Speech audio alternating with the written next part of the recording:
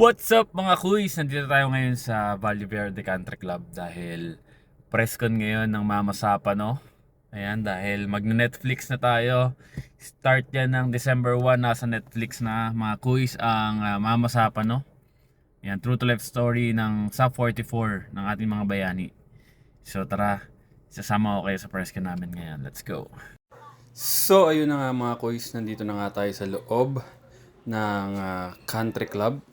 And then dito nga pala gaganapin sa La Colina yung presscon ng Mama Sapa, no, para sa Netflix. So ayan, nandito sila Mama Christine. Ayan, yan yung makeup artist namin. And then may mga press din. Tapos may mga friends na in-invite. So syempre tayo ay hanap muna tayo ng upuan. Ayan, si Silver. Ayan, isa rin yan sa mga talent manager na nagbibigay ng mga talents pag may mga projects.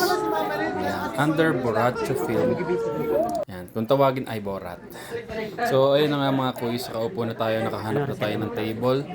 And then maya lamang ay kakain na tayo. So busy ang brother Alvaro Oteiza natin. So eto, nakapila na tayo mga kuys dahil kakain muna tayo. So ito yung mga food namin. May crispy pata. Ayan, gulay, palabok. Ang sarap ng pakbet dyan mga kuys. Kasi ito nga pala yung food ko.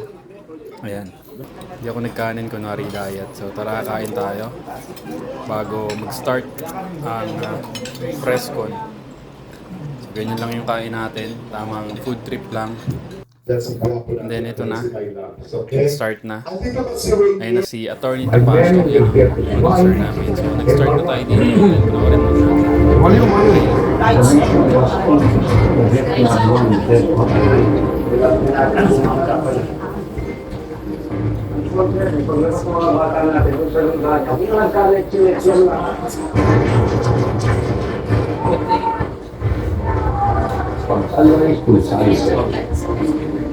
That's actually part of practice criminals.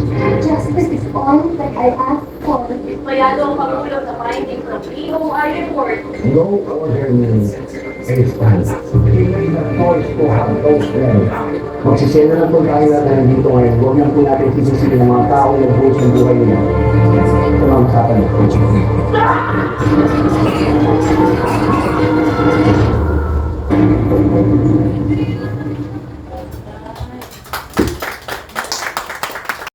So ayun na nga mga kuys at andito na kami at tinatanong-tanong na.